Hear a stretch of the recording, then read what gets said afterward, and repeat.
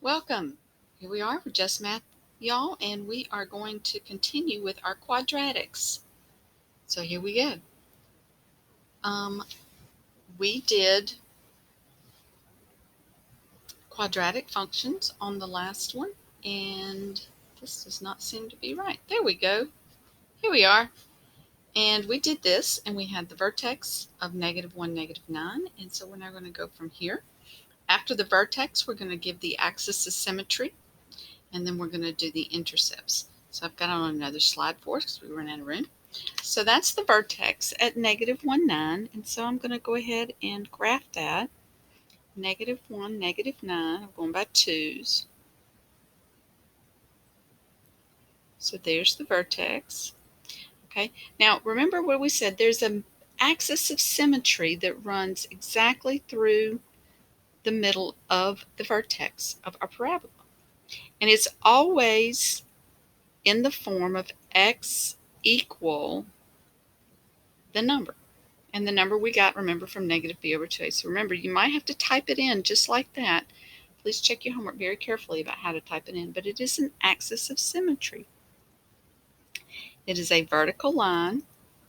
Verticals of lines are always x equal a number. And so there it is.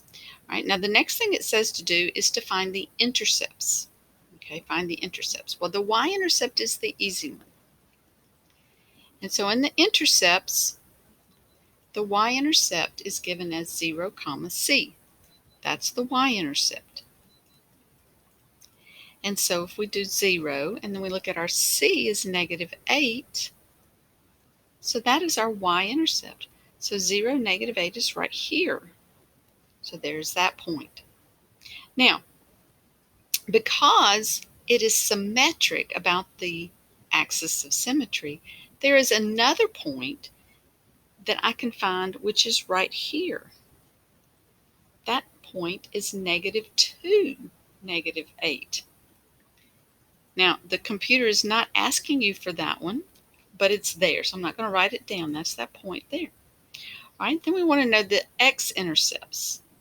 Well, the x-intercepts can be found by solving it for 0. So I'm going to have x squared plus 2x minus 8 equals 0. We're going to set it equal to 0 and solve. And this is solving a quadratic, which is we did on the very first test and very first unit, solving a quadratic. And we had several methods that we could use. We could use factoring, quadratic formula, completing the square. This one can be done by any of those methods, and it would be pretty easy. But we're going to solve.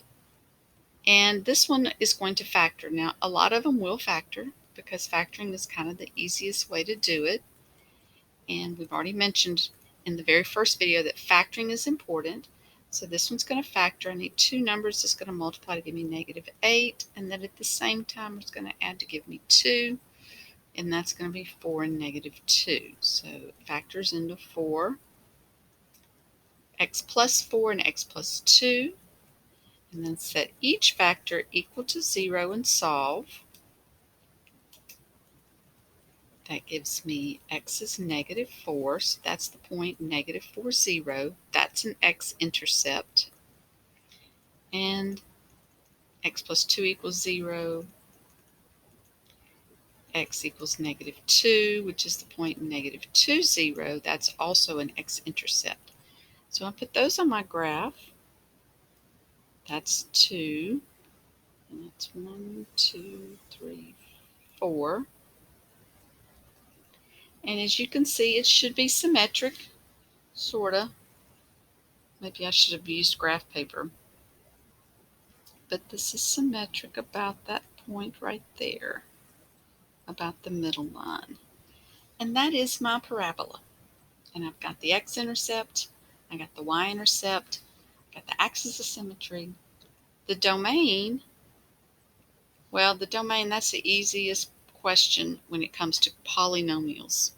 The whole polynomials, the domain is negative infinity, positive infinity, and that's good news. Now the range on this one, the range has to do with this vertex point. Remember, it's bottom to top. Remember, domain is left to right, and range is bottom to top. And so we have a bottom point. And it has to do with this vertex here. This vertex, remember, is -1, -9. So that bottom number is -9, and this keeps pointing to positive infinity. So that's my range. So it's kind of interesting to note that this number right here is right there. Okay, so we see it again. And also notice that this number is right here. So when you've got the vertex, you've got a couple other answers already set up for you. Okay, so that's what it's going to ask you. Let's look at our document here. So we did the approximate the graph. Good. We did our vertex. We did that in the previous video. We plotted it. We did our axis of symmetry. There's that same number. We did the y-intercept, which was pretty easy. And then we solved for the x-intercepts, and we used factoring this particular time. And then we connected our points with a smooth curve. The domain is always that. And now look at our range. If a is less than 0, if a is negative, well, our a was positive, so this was ours.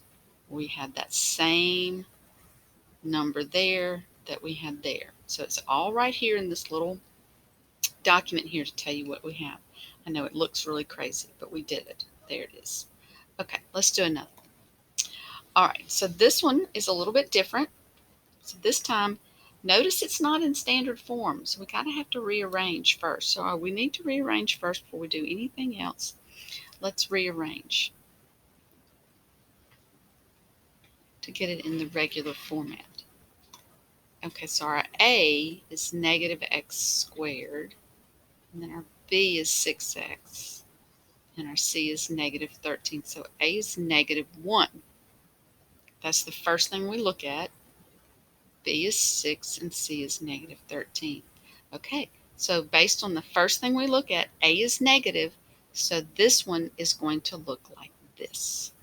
It's going to open down. All right, opens down. And so that's because A is -1. All right, that's the very first thing you notice. Then we start finding the vertex. All right, again, the vertex, we're going to do the x part is going to give me -b over 2a. All right, so that's going to be a -6 over 2 times -1, which is going to give me a 3. That's the x coordinate. Remember to find the y coordinate, we just plug that in. So now I'm going to plug that in to my function. So that'll be -3 squared plus 6 times 3 minus 13. Now be careful on this, because that's a -9. Remember, you do the exponent and then the multiplication.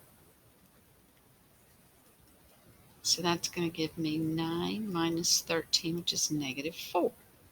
Right, so that's my y value. So that's my vertex. Right? So now, what do we do after that? Let me look again, see where we go. All right, so we did the vertex. Oh, the axis of symmetry. So the vertex, and now we do the axis of symmetry. Okay, let's go back and look. All right, remember the axis of symmetry is just x equal 3. Okay, so now I'm going to go ahead and start my graph just a little bit. So I have the vertex of 3, -4, 3, -4, and this thing opens downward. Got my axis of symmetry.